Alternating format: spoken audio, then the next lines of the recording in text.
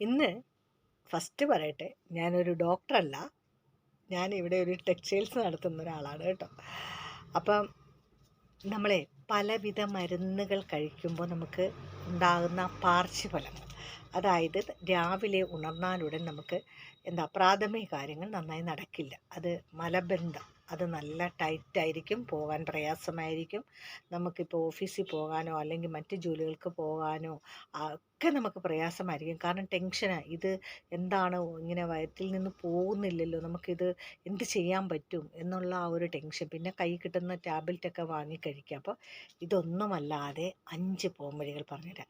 ഇതെങ്ങനെയാണ് ഈ അറിവ് കിട്ടിയതെന്ന് ചിലപ്പോൾ നിങ്ങൾ വലിയ ഡോക്ടറാണോ? ഞാൻ ഡോക്ടറല്ല, പക്ഷേ നമുക്ക് കിട്ടിയ അറിവിൻ്റെ പുറത്താണ് പറയുന്നത്. പിന്നെ ഡോക്ടേഴ്സ് പറഞ്ഞ കാര്യങ്ങളും കുറച്ച് വായിച്ചറിഞ്ഞതും കേട്ടറിഞ്ഞതും ഒക്കെ തന്നെയാണ് ഞാൻ നിങ്ങൾക്ക് പറയുന്നത്. അപ്പം നിങ്ങളിത് ചിലപ്പോൾ പല വഴിക്കും കേട്ടിട്ടുണ്ടാകും. എങ്കിലും എൻ്റെ ചാനലിൽ കയറുന്നവർക്ക്, അതായത് ഞാനിടുന്ന വീഡിയോസൊക്കെ കാണുന്നവർക്ക് ഇത് കേൾക്കുമ്പോൾ എന്നാൽ ഇതൊന്ന് നോക്കാം, പരീക്ഷിക്കാം, അല്ലെങ്കിൽ ഇതൊന്ന് ചെയ്ത് നോക്കാം എന്നൊരു ചിന്ത ഉണ്ടാവില്ല. ഞങ്ങൾ 4 വശത്തു നിന്നും കൂടി ഒരേ കാര്യം. ഇപ്പോൾ നമ്മുടെ ടി വിയിൽ ഒരു പരസ്യം കാണുമ്പോൾ ആ പരസ്യം എപ്പോഴും എപ്പോൾ ചെന്ന് നമ്മൾ ടി വി തുറന്നാലും ആ ഓർലിക്സിൻ്റെ പരസ്യമാണെങ്കിൽ അതിങ്ങനെ നിരന്തരം കേട്ടുകൊണ്ടിരിക്കുമ്പോൾ നമുക്ക് ആ ഒരു ഓർലിക്സ് വാങ്ങി കഴിച്ചാൽ എങ്ങനെയുണ്ട്, നമ്മുടെ ബോണുകൾക്കൊക്കെ നല്ലതാണല്ലോ എന്നിങ്ങനെ പറയാം. അപ്പോൾ നിരന്തരം പല വഴിക്കുന്ന കേൾക്കുമ്പോഴാണ് നമുക്കിതൊക്കെ ചെയ്യാനുള്ളൊരു ത്വരയുണ്ടാകുന്നത്. അതുകൊണ്ടാണ് ഇത് പറയുന്നത്. അപ്പോൾ 5 ടിപ്സ് ഞാൻ പറഞ്ഞുതരാം, കേട്ടോളൂ. ഫസ്റ്റ് പറയാനുള്ളത്, ദിവസവും ഒരു 3 ലിറ്റർ വെള്ളമെങ്കിലും കുടിക്കുക എന്നാണ്. അപ്പോൾ 1 ലിറ്റർ വെള്ളം എന്ന് പറയുമ്പോൾ സാധാരണഗതിയിൽ ഒരു ഗ്ലാസ് വെള്ളം എന്ന് പറയുന്നത് 6 ഗ്ലാസ്സാണ്. അപ്പോൾ 18 ഗ്ലാസ് വെള്ളമാണ്. ഇത്രയും ഒരു ഗ്ലാസ് എന്ന് പറയുമ്പോൾ 18 ഗ്ലാസ് വെള്ളം നമ്മൾ മസ്റ്റായിട്ട് കുടിക്കുക. നമ്മൾ കഴിക്കുന്ന പലവിധ മരുന്നുകളുടെ പാർശ്വഫലങ്ങളാണ് നമ്മൾക്ക് ഈ ഒരു വയറ്റിൽ നിന്ന് പോകാനായിട്ട് സാധിക്കാതെ. ആ മരുന്ന് കഴിക്കുമ്പോൾ ജലാംശം നഷ്ടപ്പെടുകയാണ് നമ്മുടെ. അപ്പോൾ ആ ജലാംശം കൊടുക്കാനായിട്ട് നമുക്ക് വീട്ടിൽ തന്നെ അല്ലെങ്കിൽ ഓഫീസിലിരിക്കുമ്പോഴൊക്കെ വെള്ളം കുടിക്കണം കേട്ടോ. അപ്പോൾ ഇനി പ്രായമായവരാണെങ്കിൽ അവരെ കുടിപ്പിക്കാൻ ശ്രമിക്കുക. അവരുടെ അടുക്കൽ ഒരു ജഗ്ഗിൽ ഗ്ലാസ്സിൽ വെള്ളം അളന്ന് വെച്ചേക്കുക. ഇത്രയും വെള്ളം പലപ്പോഴായിട്ട് ഒരേ ടൈം കൊടുത്തിട്ട് ആ ടൈമിനനുസരിച്ച് അവരോട് കുടിക്കാൻ പറയണം.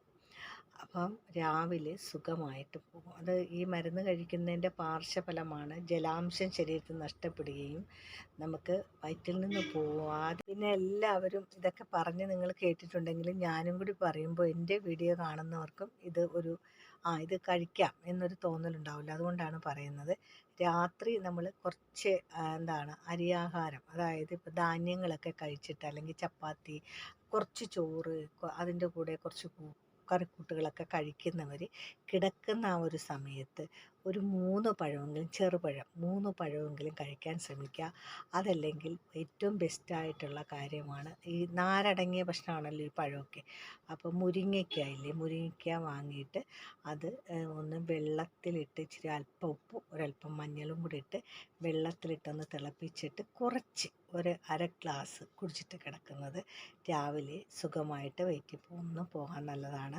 അതുപോലെ ഓട്സ് ആണെങ്കിലും ഒരല്പം എടുത്തൊന്ന് നല്ല ലൂസായിട്ട് കാച്ചിയെടുത്തിട്ട്, നല്ല ലൂസായിരിക്കണം. പാല് നമ്മൾ പണ്ട് പാലും വെള്ളം എന്ന് പറഞ്ഞ് ചായക്കടയിലൊക്കെ ചെല്ലുമ്പോൾ കിട്ടുമായിരുന്നല്ലേ, അതേപോലെ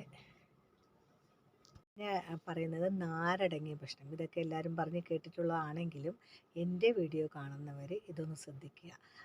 അപ്പോൾ നിങ്ങൾക്കും കുറച്ച് ഇതും കൂടെ കേട്ട് വെക്കാവുന്ന നല്ലതല്ലേ. അപ്പം മരുന്ന് കൊണ്ട് ഇങ്ങനെ പാർശ്വഫലങ്ങളുള്ളവർക്ക് വീഡിയോ ഷെയർ ചെയ്ത് കൊടുക്കുകയും വേണം കേട്ടോ. അപ്പം നമ്മൾ രാത്രി ഭക്ഷണത്തിന് ശേഷം, ഇപ്പോൾ ലഘുവായിട്ട് ഭക്ഷണം കഴിക്കുന്നവരാണെങ്കിലും അല്ല കുറച്ച് കട്ടിയായിട്ട് കഴിക്കുന്നവരാണ്, ടാബ്ലറ്റ് എടുക്കുന്നതുകൊണ്ട് കുറച്ച് ഭക്ഷണമൊക്കെ കഴിക്കുന്നത്, അപ്പോൾ നമുക്ക് വയറ്റിൽ നിന്ന് പോകാൻ പ്രയാസമാണ്. അപ്പോൾ എന്താ ചെയ്യേണ്ടതെന്ന് വെച്ചാൽ, ഒരു 2 മുരിങ്ങയ്ക്ക, അല്ലെങ്കിൽ ഒരാൾക്ക് 1 മുരിങ്ങയ്ക്ക മതി. ആ മുരിങ്ങയ്ക്ക കുറച്ച് നീളത്തിൽ, ഇത്രയും നീളത്തിൽ അരിഞ്ഞിട്ടിട്ട് ഒരു നുള്ള് ഉപ്പും ഒരല്പം മഞ്ഞൾപ്പൊടിയും കൂട്ടിയിട്ടൊന്ന് തിളപ്പിച്ചെടുക്കുക. നല്ല ഒരു 5 മിനിറ്റെങ്കിലും തിളച്ച് അത് വറ്റി വരുമ്പോഴത്തേക്ക് ആ ഒരു 1/2 ഗ്ലാസ് വെള്ളം കുടിച്ചിട്ട് കിടക്കുകയാണെങ്കിൽ രാവിലെ സുഖമായിട്ട് വയറ്റിൽ നിന്ന് പോകും. അതുപോലെ തന്നെ ചെറുപഴം ഒരു 3 ചെറുപഴമെങ്കിലും കഴിച്ചിട്ട് കിടക്കുന്നത് നല്ലതാണ്. അതുപോലെ തന്നെ നമ്മുടെ പൊട്ടുവെള്ളരി, ഇപ്പോൾ പറയുന്ന കുക്കുംബർ ഒരെണ്ണം, ഇത് വലിയതാണെങ്കിൽ പകുതി കഴിച്ചാലും മതിയാവും. അപ്പോൾ വയറ്റിൽ നിന്ന് സുഖമായിട്ട് പോകും. പിന്നത്തെ ഇനിയത്തെ കാര്യം എന്ന് പറയുന്നത് ചെറു ചൂടുവെള്ളത്തിൽ ഒരല്പം തേനൊഴിച്ച് ഒരല്പം, അതിപ്പോൾ ഷുഗറൊക്കെ ഉള്ളവരാണെങ്കിൽ ശ്രദ്ധിക്കുക. അപ്പോൾ ഒരല്പം മതിയാവും, ഒരു 2-3 തുള്ളി. ഷുഗറുള്ളവർ, അല്ലാത്തവരാണെങ്കിൽ ഒരു 1/2 ടീസ്പൂണൊക്കെ ഒഴിച്ചിട്ട് കുടിച്ചിട്ട് കിടക്കണേ, രാവിലെ സുഖമായിട്ട് വയറ്റിൽ നിന്ന് പോകും. അപ്പോൾ ഇത്തരം കാര്യങ്ങൾ ശ്രദ്ധിക്കുകയാണെങ്കിൽ ഈ മരുന്ന് കൊണ്ടുള്ള പാർശ്വഫലമാണ് വയറ്റിൽ നിന്ന് പോകാതെ വിഷമിക്കുന്നത്. അപ്പോൾ 1 മിനിറ്റെങ്കിലും നടക്കാൻ ശ്രമിക്കുക. അപ്പോൾ രാവിലെയും വൈകിട്ടും 20 മിനിറ്റെങ്കിലും നടക്കാൻ ശ്രമിക്കുക.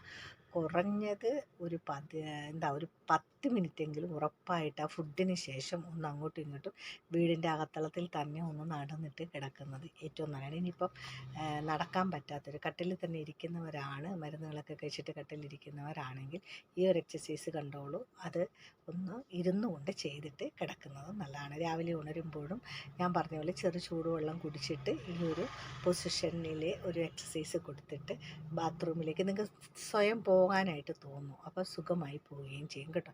പോകണമെന്ന് തോന്നുന്ന സമയത്ത് തന്നെ നമ്മൾ ഈ 2 കാര്യങ്ങൾ, നമ്മൾ രാവിലെ ഉണരുന്നതിനുടനെ 2 കാര്യങ്ങൾ നമുക്ക് മസ്റ്റാണ്. ബാത്റൂമിലേക്ക് പോകാം. ഈ 2 കാര്യങ്ങളും നീട്ടി വയ്ക്കാതെ, ഇച്ചിരി അല്പം കഴിയട്ടെ, അല്ലെ കാലെടുത്ത് കുത്തി വയ്ക്കാൻ മേലെ ഇത്തിരി കൂടി കഴിഞ്ഞിട്ട് പിടിച്ച് പോകാം എന്ന് വിചാരിക്കരുത്. അപ്പം തന്നെ തോന്നുന്ന സമയം തന്നെ പോകുക. ഇനിയിപ്പോൾ ജോലി തിരക്കുള്ളവരാണെങ്കിലും ചിലരൊക്കെ ഇങ്ങനെ ഇപ്പോൾ പോകണ്ട, കുറച്ചുകൂടി ജോലി ഒതുക്കിയിട്ട് ബാത്റൂമിലേക്ക് പോകാമെന്ന് വിചാരിക്കുക. അതൊരിക്കലും പാടില്ല. അത് അപ്പം തന്നെ തോന്നുന്നത് എപ്പോഴും അപ്പോൾ തന്നെ, അല്ലെങ്കിൽ ഗ്യാസ് കയറിയിട്ട് ഇത് സ്റ്റക്കാവും.